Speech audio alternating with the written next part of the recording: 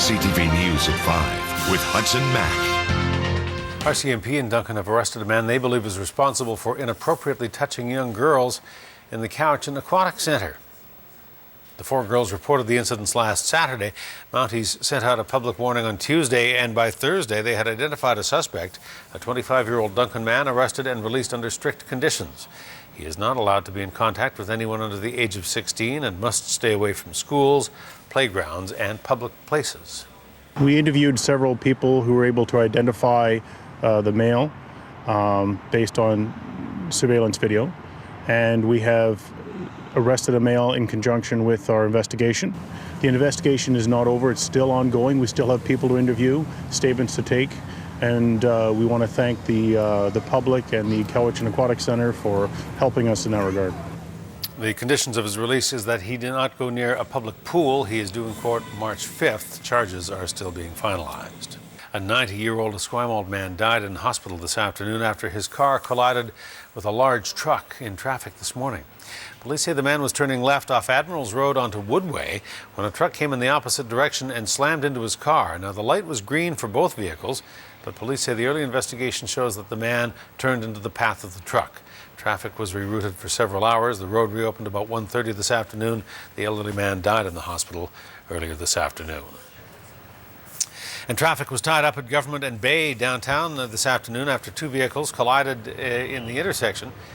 The force of the impact knocked the front wheel off one car. It's not clear what caused the crash or whether anyone was seriously injured. RCMP and Nanaimo are asking for your help tonight. They're trying to locate 15-year-old Jacobus or Jackie Knox. He was last seen at the Woodgrove Mall on Thursday at about 10 o'clock that night near the rear bus loop walking towards Mary Ellen Drive. A witness says he appeared to be intoxicated and was having difficulty walking. Knox has shaggy red hair. He's 5'11", 140 pounds, last seen wearing a red baseball cap, gray hoodie, blue jeans, and white runners. His parents are concerned over his physical and mental state. If you know where Jackie Knox is, you're asked to call Nanaimo RCMP at 250-754-2345 or call Crime Stoppers toll-free at 1-800-222-TIPS. A group of men burst into an apartment on Graham Street in Victoria today, dousing it in bear spray and attacking the man inside. The victim called police around noon. He told them he was alone in his apartment when the men came in and hit him over the head with a blunt object. Officers do not know what provoked the attack. They say 4 men in a car were seen leaving the area a short time later. Our officers even having trouble getting upstairs just because of the level of toxicants that were in the air. So we finally got him. We were able to find the man who was the victim here, suffering from some sort of head wound, looks like from a blunt object. And really right now what we're investigating is a home invasion. The man who was attacked lives in the building. His relationship with the others is not known at this point. Vic PD is asking witnesses to call its non-emergency line or again call Crime Stoppers. Cleanup crews in Saanich are working to contain an oil leak into Cecilia Creek, not far from Burnside Road. It is believed to be home heating oil that is draining from a house on Harriet Road. The oil is pooling in the ravine behind the Burnside Gorge Community Center, and the area is thick with the smell of oil. Containment booms are now in place to try to minimize the environmental impact. Monday will be the first time that BC marks our new statutory holiday, Family Day. And if you have the day off, there is no shortage of things to do.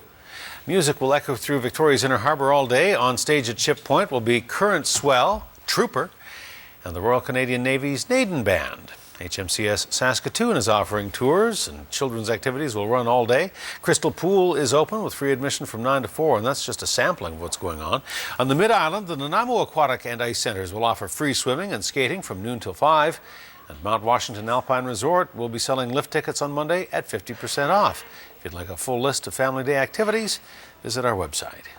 I think I'm going to go down to Ships Point. We are going to the Current Swell concert downtown. I'm planning to go to Ship Point in a harbour to catch Trooper and go into Langford for the Family Day event out there to get the free pancake breakfast. We're just going to relax and have some family time. Well, I intend to go out and enjoy myself. But apparently the parental units want to go on a hike or something, so I won't argue with that if the weather stays like this. A new support program has opened its doors in Victoria for mothers and expectant mothers who are battling mental health issues as well as substance abuse and trauma. It's at the James Bay Community Project, and it's called Her Way Home.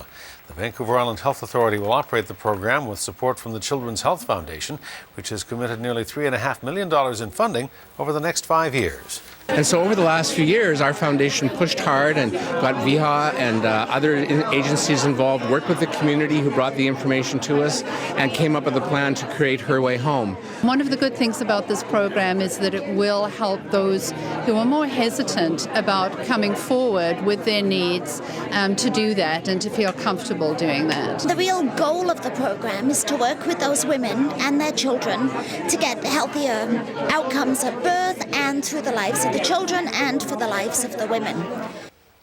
Her Way Home is open 3 days a week and has an outreach team to meet with women in the community. Services include meals and food vouchers, bus tickets, support groups, and access to medical care. 4 Victoria police officers received the Medal of Bravery in Ottawa today. The Governor-General pinned medals on Constables Steve Cowan and Ken Ramsey, along with Sergeants Mike Brown and Mike Johnson. The officers all entered a heavily booby-trapped house on Carroll Street in June of 2011. They were searching for potential victims at great risk to their own safety. The traps in the home included explosives and hazards designed to electrocute anyone who came in contact with them. This is the second time that Sergeant Johnson has been awarded the Medal of Bravery.